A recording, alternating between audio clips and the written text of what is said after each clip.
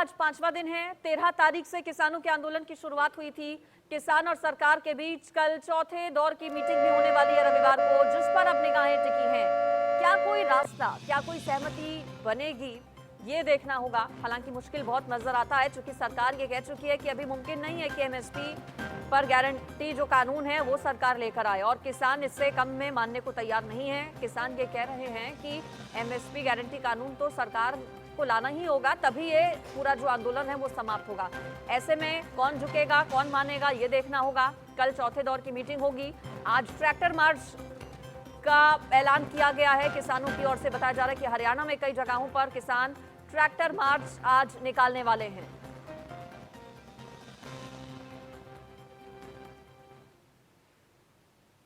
और यूपी के मुजफ्फरनगर में किसानों की महापंचायत भी आज देखिए होने जा रही है। महापंचायत बुलाई गई है यूपी में किसानों की ओर से। किसानों के मुद्दे पर ही जाहिर है इस पर चर्चा होगी। राकेश टिकैत, नरेश टिकैत इस महापंचायत का हिस्सा होंगे। केंद्रीय मंत्री अर्जुन मुंडा अपील कर चुके हैं पहले ही कि बातचीत के जरिए ही हल निकले, शांतिपूर्ण तरीके से आंदोलन करें किसान, माहौल खराब ना हो। सकारात्मक माहौल में बातचीत हो रही है। परसों जो मीटिंग हुई थी तीसरे दौर की, उसे आगे कल कंटिन्यू अब किया जाएगा रविवार को।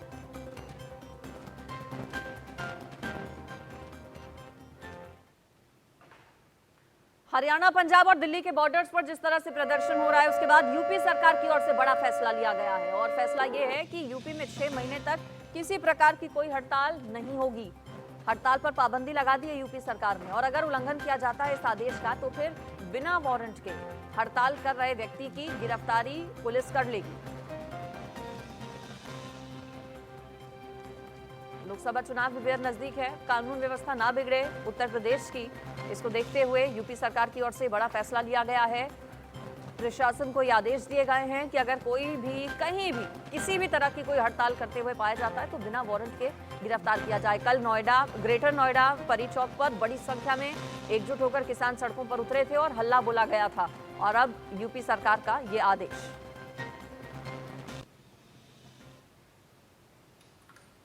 शंभू बॉर्डर पर किसान अड़े हुए हैं और जानकारी ये मिल रही है कि एक पुलिस अफसर की मौत हो गई है।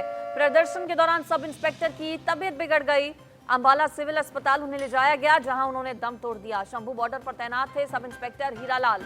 52 साल के सब इंस्पेक्टर हीरालाल की मौत हो गई। ड्यूटी पर वो तैनात थे शंभू बॉर्डर पर। इससे पहले एक किसान की भी मौत हो गई थी तबीयत बिगड़ने की वजह से आंदोलन के दौरान 2 दिन पहले। और अब एक सब इंस्पेक्टर की भी जान चली गई है। शंभू बॉर्डर पर हजारों की संख्या में किसान मौजूद हैं और जानकारियां ये भी मिल रही हैं कि वहां पर कई किसान ऐसे हैं जिनके पास हथियार मौजूद हैं, जिनके पास तलवारें मौजूद हैं।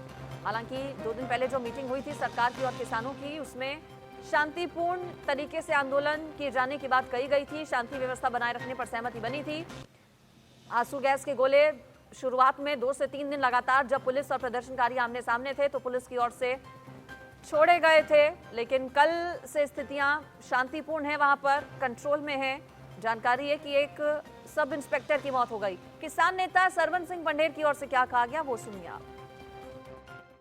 जब आपको मालूम ही है कि आपकी सरकार आएगी, जैसा आप दावा करता, मैं नहीं बोलता, तो फिर 6 महीने बाद इसके आगे की प्रक्रिया भी हम कर लेंगे। अगर मोदी सरकार की नीयत साफ है तो संभव है ऑर्डिनेंस के जरिए ये कानून को लेकर आना।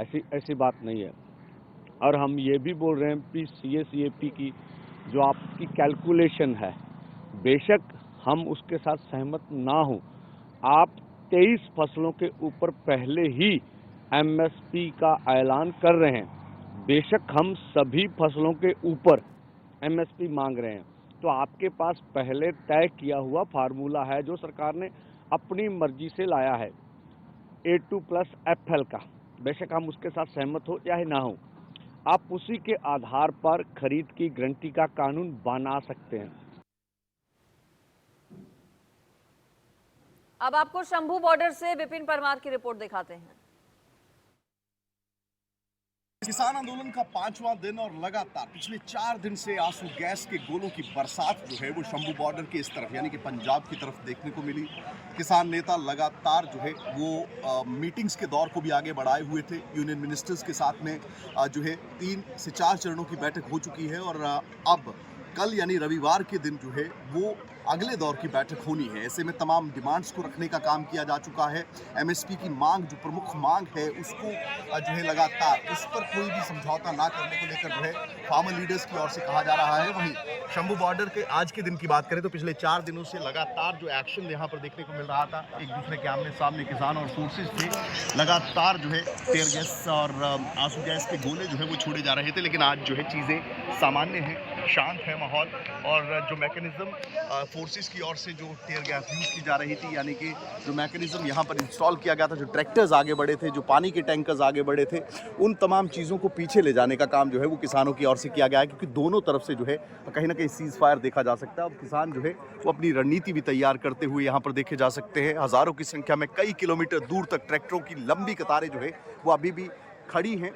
और ऐसे में अब देखना ये होगा कि कल जो बैठक होने वाली है किसान नेताओं की यूनियन मिनिस्टर्स के साथ में, क्योंकि अपनी मांगों को लेकर किसानों की ओर से स्पष्ट कर दिया गया है कि एमएसपी की जो मांग है उस पर अगर सहमति नहीं बनती है तो दिल्ली कूच जो है वो जारी रहेगा।